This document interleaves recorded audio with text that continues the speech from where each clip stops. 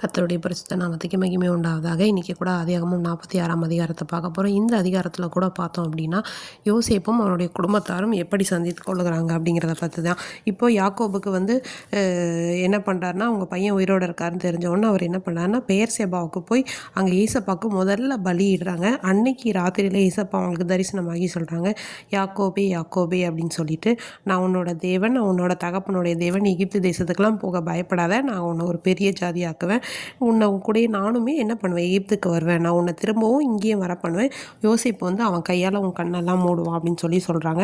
அதுக்கப்புறம் யாக்கோபு, அதாவது இஸ்ரவேல் ஆகிய யாக்கோபு என்ன பண்ணுறாரு, யோசேப்பு அனுப்பின வண்டியில் அவரோட ஆடு மாடு அப்புறம் அவங்களுக்கு தேவையான எல்லாவற்றையும் ஏற்றிட்டு என்ன பண்ணுறாங்க, போகிறாங்க. மொத்தம் 66 பேர் என்ன பண்ணுறாங்கன்னா போகிறாங்க. யோசேப்பினுடைய குடும்பம் 4 பேர் சேர்த்து மொத்தம் 70 பேர் பார்த்தோம் அப்படின்னா எகிப்தில் இருந்தாங்க. மொத்தமாக இந்த யாக்கோபோட குடும்பத்தார் அப்படின்னு சொல்லலாம். கோசேன் நாட்டில் போய் சேர்றதுக்கு முன்னாடி என்ன பண்ணுறாருன்னா, யாக்கோபு யூதாவை முன்னாடி அனுப்புகிற, இந்த மாதிரி அப்பா பின்னாடி வராங்கன்னு நீ போய் சொல்லு அப்படின்னு சொல்லிட்டு, உடனே யோசேப்பு என்ன பண்ணுறான்னா, அவனோட ரதத்தெல்லாம் ஆயத்தப்படுத்தி வச்சு அது மேலே ஏறி அவங்க அப்பாவை பார்க்கறதுக்கு ரொம்ப ஆசையாக போய் சந்தித்து அவரோட கழுத்தை கட்டி பிடிச்சிட்டு ரொம்ப நேரம் அழுகிறாரு. இவ்வளோ நாள் மிஸ் பண்ணியிருப்பார் இல்லையா அவரோட அப்பாவோட அன்பை. அது மாதிரி என்ன பண்ணுறாருன்னா கட்டி பிடிச்சிட்டு அழுகுறாரு. உடனே இஸ்ரவேல் என்ன பண்ணுறாங்க, யோசேப்பை பார்த்தா தான் நம்முடைய யாக்கோபு என்ன பண்ணார், யோசேப்பை பார்த்து சொல்கிறாங்க, நீ இன்னும் உயிரோடு இருக்கியே, உன் முகத்தை நான் பார்த்தேன், அதுவே எனக்கு ரொம்ப சந்தோஷம், இனிமேல் எனக்கு மரணம் வந்தாலும் வரட்டும் அப்படின்னு சொல்லிட்டு, உடனே யோசேப்பு என்ன சொல்கிறாரு, அவங்க அப்பா அவங்க சகோதரர் எல்லாத்தையும் பார்த்து சொல்கிறாங்க, நான் போய் பார்வோன் இடத்துல சொல்கிறேன், கானான் தேசத்துலேருந்து என் குடும்பம் எல்லாம் வந்திருக்கிறாங்க அப்படிங்கிறத நான் போய் சொல்ல போகிறேன்.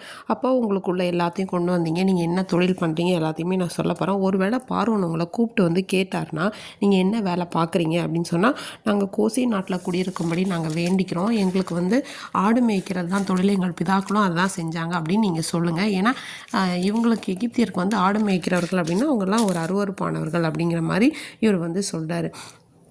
இன்றைக்கி நாளில் கூட நமக்கு சில நேரங்களில் என்ன பண்ணுவோம் அப்படின்னா, கர்த்தர் நமக்கு செய்த நன்மைகளை நினைத்து பார்க்காம நிறைய நேரத்தில் தூரமாக போகிறோம்.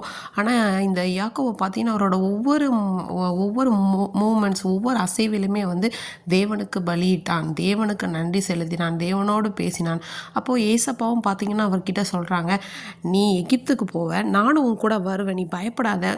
எப்படி ஏதாவது ஒரு புதிய விஷயத்தை நம்ம பண்ணுறோன்னா, நமக்கு வேண்டியவங்களோ இல்லை நமக்கு ஒரு அம்மா அப்பாவோ ஒரு கணவனோ ஒரு பிள்ளை, இதை நீங்கள் பயப்படாதீங்க, இதை செய்யுங்க, நான் உங்கள் கூட இருக்கேன் அப்படின்னு சொல்லும்போது, ஒரு கடவுளே சொல்லும்போது அது எவ்வளோ பெரிய தைரியத்தை தரும்னு நம்ம இதை நினச்சி பார்க்கும்போதே நம்மளால் யூகிக்க முடியுது. அதே போல் யாக்கோபு அந்த கர்த்தரோடு செய்த உடன்படிக்கை அவன் கை கொண்டதினால என்ன பண்ணார்னா, அவனுடைய தலைமுறை இந்த உலகத்துக்கே பஞ்சம் வந்தாலும், இந்த அவனுடைய சுற்றி இருக்க தேசத்துக்கு பஞ்சம் வந்தாலும், அவனோட தலைமுறை வரைக்குமே அந்த 7 வருஷமும் சாப்பிடத்தக்கதான ஒரு பாதுகாப்பை தேவன் கட்டளையிட்டார். அப்படியே உங்களையும் பாதுகாப்பாராக.